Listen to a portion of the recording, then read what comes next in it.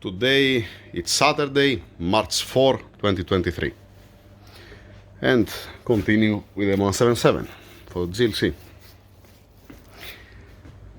Timing components, here guides, assembly grease. I'm gonna put my gloves, I'm gonna move on. Anything else? Nothing more, nothing less. Speechless, nothing. Let's move on. We're gonna see how it's gonna end up. By the way, for the friends that are asking how it's gonna end up, you're gonna have a feedback. The owner, this engine's here for local, for this country. We're not gonna ship it overseas. So if there is any problem in the future, you're gonna see on a future video. Alright? Don't worry about that. Nothing to hide, like I said. And like I've said before, if I make any mistake, I'm gonna be the first one that I'm gonna say that, you know what, yes, I make a mistake. Fine. We're gonna see in the future. Now, timing chain, guides. The other guide down over there. The tensioner, the new tensioner, it's been torqued down, torqued down, torqued down, torqued down. Here, torqued down the oil thermostat, engine oil thermostat, torqued down was the plug here. Alright, this is the old tensioner for this one. Alright, and these are the other two old that goes, one comes here and the other one goes to the cylinder head for the upper chain, for these two chains. Okay, putting it inside, outside on the box, back to the owner. Before I start putting the cover from this side and the water pump from this side, spinning it 360 to see that everything is fine, and then moving on. Oil pump chain, the guide, tensioner guide with assembly grease on it, extension for the solenoid, bolts been torqued down, oil pickup tube, the new one obviously, covering it. I put the damper pulley because I spin the engine. You need to make a little bit massage on this, not massage, to remove a little bit material because it has a contact, the connector bolt with the frame, not something crazy, a little bit. I already wash it, after that, blowing with air, washing it, blowing with air again, and then installing it for final. Oil pan, continue. Now it's the time for the oil pan. Like I said, that's the seal, the new seal of the oil pan. That's the part number. Alright, sealant already with a brake cleaner all around. Same thing also on the engine. Bolts over there. Start putting it together.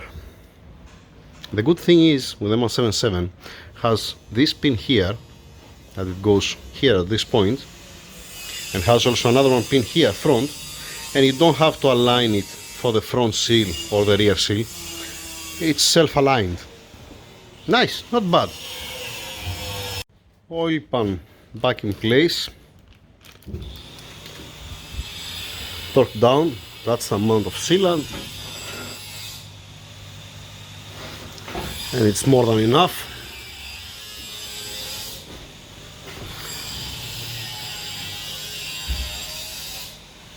Alignment's fine. Oil level sensor, and this I put off camera. The nylon, I remove it, I have it there, fine. The new seal on the plastic oil pan, the lower one, that's the part number. Alright, this goes this way.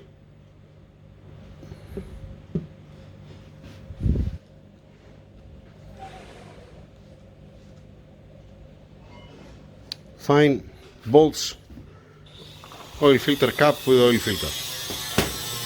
Moving on. I'm not putting it now because I need to put a little bit Vaseline on the O-ring here. Continue with the front crankshaft seal and the rear crankshaft seal. Bolts there, bolts here. These are the upper, these are the three lower.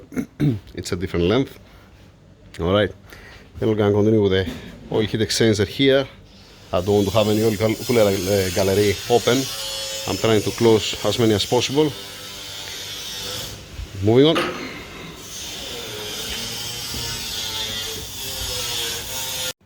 Crankshaft front seal with the date 30 of April 2022. Crankshaft rear seal. The date is 16 September 2022. Okay, done. I didn't show you the part number. That's the part number for the rear seal, and that's the part number for the front seal. And now I can throw it out. Continue with the engine oil heat exchanger and the gasket.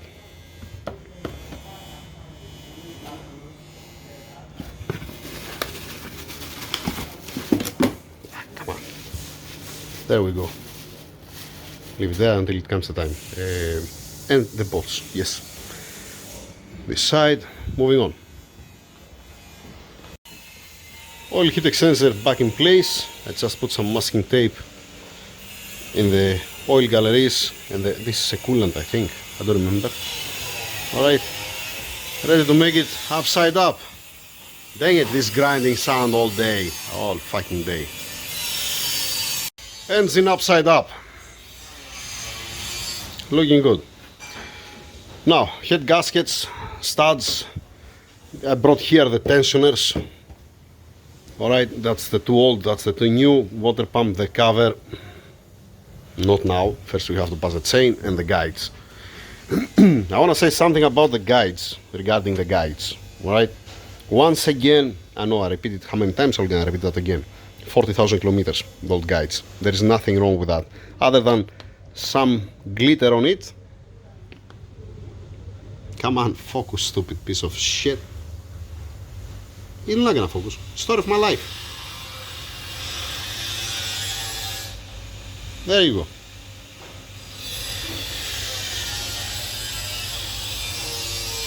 Yeah. On this one it's a little bit more. Okay. That's the two new one. That's the two old one. Here. New, old, old, new. Fine. I want to come to this point here on this guide. That's for the tensioner. Here's where it's pushing the tensioner. Let me open the nylon bag. Alright, forget about this. This I have to take it out. I'm gonna put this sticker on it, and then back to the owner. The same thing with that one. And in this nylon bag, you're gonna end up the old one. Alright, give me a second to take care about these things and take the new one, like I said, on the table. The new guides are here. The old guides are outside, and I keep here the old guides. Why? What's my problem here? Nothing wrong with the guide. Fine. It's fine. Even this guide, like I've mentioned this now 1,000 times, 40,000 kilometers. Okay, nothing broken, no problem whatsoever. Pushing, it's excellent, and that's my point. The bushing and the aluminum frame, the aluminum body, than the plastic one. This guide is not gonna have any problem. All right, but from my experience, when an engine reaching more than 200,000 kilometers, 120,000 miles, these plastic bodies start burning. You're gonna tell me you're gonna have more wear the pad. Yeah, you're right. Okay. My point is that it's in some cases here where it's passing the pin, it's breaking. This one, it will never gonna break. This piece here, it will not gonna break. It might be deformed, let us say, a little bit, might be out of round, example, but it will never gonna break like the plastic body of this guide. The pad is similar, it might be the same, it might be identical, alright. If I have to choose, I'm gonna choose this, obviously, out of question, for me, but that's me, You're gonna tell me, yeah, if you go 20 years back, 25 years back, the intake manifolds was not plastic, was out of aluminium, or let us say the oil pan. You don't see plastic things. Welcome to the new world. Right? Yeah.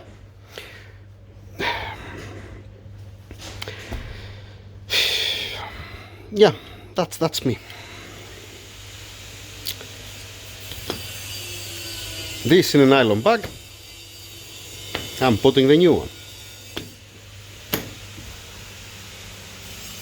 Alright. You're gonna be with the owner, so after 120,000 miles or 200,000 kilometers approximately, if there is any problem, at least he have the parts, if he doesn't lose it till that time. Moving on. Before I continue, I want to say something. I have already informed the office for these studs, right? I have said the simple thing that the washers, they have to make instructions that the washers, you don't need to install it when the original washers on the cylinder head are healthy. When you see that the original washers, okay, this has been installed, obviously don't fall down the cylinder head, but when you see that the original, the OEM washer on the cylinder head, you see that's been pinched, it's been crimped, pinched, how it's called nowadays, in 3 spots. If it's not suffering on the pre-ignition detonations, if you don't have any problem, it's nice and round, it's passing the stud down, you don't have to remove it. Only if there is a problem with this washer, you're gonna take it out and you're gonna use the aftermarket washers. Alright? What I mean? Assembly grease for the ARP, alright? You're putting it in place there and you're using the stud like that, without the washer. Because now it came to my mind, let's put also this on the video. I have explained this at the office, I have mentioned that, so don't have any problem if anybody buy the studs and has an M177. On the M177, no need to use the washer, if the OEM washers are healthy. I know I'm repeating myself, but it's important. Keep this in mind. Moving on. Both cylinder heads back in place. Like I'm saying all the time, the studs, I'm putting first the cylinder head and then I'm passing the stud inside. When you have do your homework and you have see that all the studs are same level, they're bottoming out, they stop on the threads, on the tip, everywhere, and they're engaging in all of the threads inside of the block, then you don't have to worry about anything, because you already checked that before you close the cylinder head. You put the straight edge also to see that's nice, and everything was fine, it was excellent, like any other time. I'm just trying to find out on the M157 or on the M177, in this case, if there is any variable on the block. Because I get the measurement from one block and now I'm continue using the studs. Till now, I haven't found any difference greater than not even 200 millimeter, let us say. It might be 200 millimeter variable from one engine to the other. That's not affecting anything. I'm talking about the threads inside of the block. Alright? Now, back to the point. First I'm putting my head gasket, clean surfaces, then I'm putting the cylinder head, and then I'm putting the stud. To don't scratch the cylinder head, because if you have all the studs there waiting for you, and then you pass the cylinder head down, you might scratch the wall with the threads, and then some of these flakes, it might fall on the head gasket. So in all of my life, with the studs, I'm doing it this way. And like I said, last year, 2 years ago, ARP, they make a process to insert it from up, if I remember right. I have also video from that time. There are some cases that you're not going to be able to do it. Yes, I know, understand. If you have modified something, if it's greater down and it's not passing, so you have to put first on the block and then the cylinder head. Yeah, I get it. I'm just saying for these applications. Alright, now, finish with this one. It's done from torquing down the cylinder heads. It's ready. Camshafts, hydraulic lifters, timing components, the bridge here. The bridge. You remember before 09066, 09203. Alright, and like I said before, you're coming here and you see the same number. 09066 and 09203. You cannot mix it up, even if you want to. I mean, just have your eyes open. Fine. I don't know if I'm gonna finish it today with the camshafts and timing. I have first to insert inside the hydraulic lifters. I have to make a bath of oil the lifters to have some lubrication. Then I have to put assembly grease here. Then I have to place the camshafts, and then I have to insert the guides, the chain, the cam adjusters to set up the timing. I don't know if I'm gonna be able to do it today because it's already late, and I'm waiting also one car to adjust the water methanol. It might be the end. I have to ask now Omar because the customer, he's supposed to be here now. I might make a video for the adjustment of the methanol. We can see about that. So, most probably I'm gonna cover it. Mr. Nufu, he came here. Monsieur Nufu, what's up? What's up, Doug? Good. I might stop it here. If I continue, I'm gonna make another video. Otherwise, that's it for today. Continue on Monday. Have a nice weekend, by the way. Just in case if I don't make another video. Thank you.